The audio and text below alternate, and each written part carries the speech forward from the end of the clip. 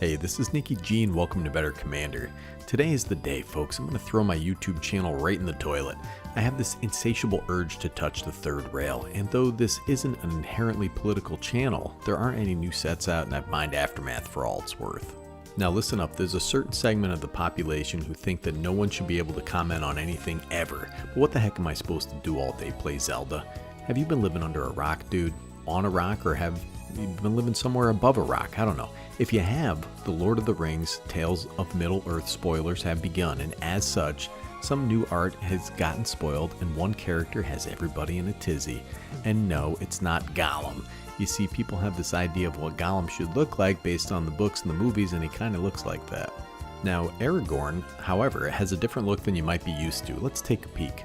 This is the before, and this is the after. And listen, you may be saying a variety of things to yourself right now, like, oh my god, I can't believe old Nikki G's making a video about this. He's gonna get canceled, dude. You may be saying, listen, I don't care about any of this. I just want some cards, you know. You may be thinking, listen, I have to take a poop. You may be saying all of this, or you may be saying none of this. But what questions are you asking? Well, the first question to pose is why? Why did they choose to make Aragorn look this way? We must always ask ourselves why, people.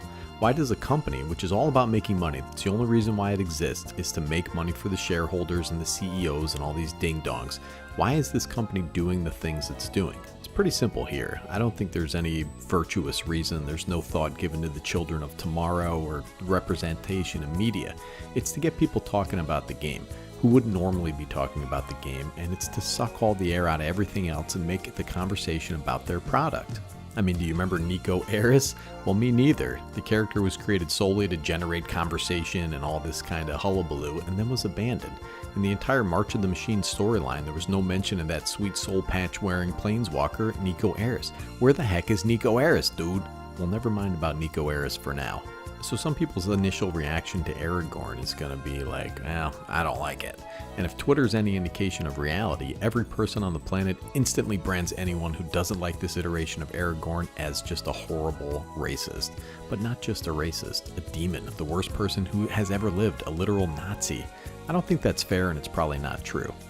I think the conversation needs to be more nuanced than that, because people are more nuanced than that. There can be lots of reasons somebody doesn't like something. I think what people are reacting negatively to is the change from something that they're used to. Viggo Mortensen is what Aragorn looks like in people's minds. Close your eyes and picture an Aragorn. Oops, well, there he is. He's a Viggo. Look at that. I watched this guy act like Aragorn for 9 hours worth of movies, and I've seen those movies 1,000 times. Can you blame me for thinking that Aragorn looks like Viggo? Anyways, if someone doesn't like the depiction of Aragorn as a darker skinned guy, let's do the same thing we did above and ask why. Why don't you like that? I mean, introspection is valuable. Why do you think the way you think? What makes you uniquely you? What informs your opinions and your vision of yourself? Why don't you like the wizard's version of Aragorn? My friend, this is where self-improvement starts. If you're unable to do this, look inside yourself. You'll be unable to be a complete thinking human being. You really can't judge a person based on their opinion about what a fictional character should look like. I mean, in real life, if someone doesn't like the Wizards of the Coast version of Aragorn, they may just not like it. But are really helpful, interesting people in real life. Maybe they've never been challenged like this. I mean, listen, if someone doesn't like Aragorn, does that mean that they have hate in their hearts for all people of different backgrounds? Probably not. They may work or live in a diverse area. They may break bread with people of all backgrounds. They may take orders from people of all backgrounds. Maybe they work in healthcare. Maybe they help stray dogs. Maybe they take care of an elderly relative. You don't really know by looking at their username. I think sometimes it's easier to justify our own opinions if you just label somebody that disagrees with you as a racist or a Nazi or something like that. That way you can just refuse to listen to anything they say. It's this kind of reductive reasoning feedback loop.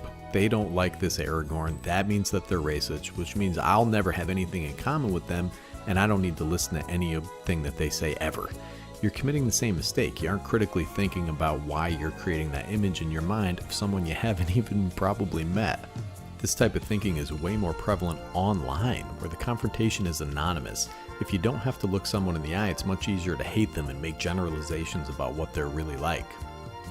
Also, keep in mind, this is a fantasy card game. I literally summon a Minotaur to fight my opponents. A Minotaur, dude, that's not real. You never saw a guy walking around with the head of a bull. That's ridiculous. Minotaurs aren't real, and Aragorn isn't real either. He's a Dunedain, dude. He's not Archduke Franz Ferdinand. He never really existed. He's in a book and a movie and some stupid card game. I just happen to see Viggo Mortensen in my head due to those fantastic movies. I mean, in the grand scheme of things, it doesn't matter what you think Aragorn looks like. It only matters what the license holder thinks they look like. This company, this corporation, bought the rights to use these characters, probably from Tolkien's estate. Tolkien's not alive anymore, dude. He's dead. And part of this was apparently they can make Aragorn look the way they want to make him. It's their call. The only thing you can really do is not buy it if you really don't like it that much. Make a proxy, I guess, which is fine, but why? It's kind of more trouble than it's worth unless the card ends up being super expensive. I also hear this conversation about how people need to be able to identify with Aragorn. Like there's this segment of the population that needs to be able to identify with things. Like, what the heck are you talking about, dude? If I needed every card to represent me, there'd be no Minotaurs. You know what I'm saying? If every card looked like me, then they would all look like Jared Carthalion, true heir, dude. They would all have chiseled features, glowing hair, and sweet biceps. Now, I love to play video games, right? Sometimes I play video games like Bloodborne or Elden Ring or something, and I'll make a female character and play a little story in my head about why she's there and what she's doing. It's a role-playing game, you know what I'm saying?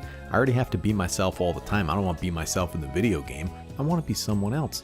I want to be a pretty lady out for revenge against her ex, who was an eldritch horror from beyond the veil of time.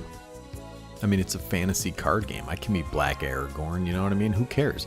Playing a female character or casting Sigarda Font of Blessings, I mean, that doesn't make me a lady. I'm playing a game with a bunch of weirdos, you know what I mean? This is a game with little cards where the guys attack each other and you lose life and nobody understands the rules and, you know, makes them up as they go along. Now, don't get me wrong here, folks. I understand why people hold these properties dear to their hearts. It's like they spent time in this universe, you know, and they think of Aragorn as a friend or someone that they know. You do get invested in the stories. I mean, would it throw you off if you came home and your girlfriend now looked completely different to your core memory of her? It would be a little bit jarring, you know what I mean? That's how people feel about this. They see Aragorn the way he is in their heads, not the way he's represented on the cards in this set. But if that bothers you beyond the initial impression, ask yourself why and be honest with yourself. Really drill down on what makes you feel that way. Don't couch it in lore excuses and Tolkien's initial vision. You don't know what the heck Tolkien was thinking, dude. You don't know what he'd think about this Aragorn. The guy's dead. Really ask yourself why it bothers you if it does. Because listen, man, sometimes art is jarring. Art is meant to be jarring sometimes. Some art is designed to make you feel a certain way. I've read some horror books that scared me so bad I had to put them in the freezer for a while because that seemed like the only safe place to store them. The art direction in this set is designed implicitly to make you feel uncomfortable and generate conversation. That's why, dude. They want more money. They want people talking about their product. Any publicity is good publicity. I have to say, though, I'm no expert on Tolkien lore and what the heck this guy's supposed to look like to begin with. But this Aragorn looks like a dude who can do some damage. He looks cool, he looks imposing, he looks wise, he looks hard-bitten. The people who make the decisions regarding what this iteration of Aragorn looks like want to provoke a reaction from you. My reaction is like, it looks pretty cool, whatever. I'll wait and see what the card does, dude. If it doesn't do anything, why should I even care? I mean, does this guy look different than what I think of Aragorn looking like in my head? Yeah, he does. Does that make me uncomfortable? I don't really care that much, to be honest with you. I got bills to pay, you know what I'm saying? I have a mortgage, dude. I can't spend a lot of time thinking about Aragorn's looks. That's for other people to do in the shower with themselves. I'm more concerned about whether I want any of these cards for commander decks to play with my buddies. And listen, folks, this is very important. I think it's incredibly foolish to base any aspect of your identity on what a corporation does with its IP. You're allowed to like it or not like it, but you still gotta get up in the morning, get out there and grind, get your money so you can buy food. You know what I mean? They can ruin their properties as they see fit, and if they're not ruining them, they're just making them different, that's fine. In the grand scheme, they just want your money. That's it. It's up to you how much, if any, you give them for a product. Now, if you enjoy the game, which is their product, then have fun with it, dude. We'll play together, man. I'll play Commander with you. If any of this makes you uncomfortable having a different Aragorn, then have a frank, honest conversation with yourself about why. You're allowed to not like it. It's America, dude. You can do whatever you want. You're allowed to not buy it. But you aren't allowed to watch this whole video and not subscribe to the channel. I'm not going to allow it, dude. Hit that button and get all the latest videos from your old pal, Nicky G. Let me know what you guys think in the comments. I'm pretty curious about this one. I don't usually do a lot of politics stuff, but this one's hitting hard, dude. It's like a gut punch. Sneaky G from Better Commander signing off.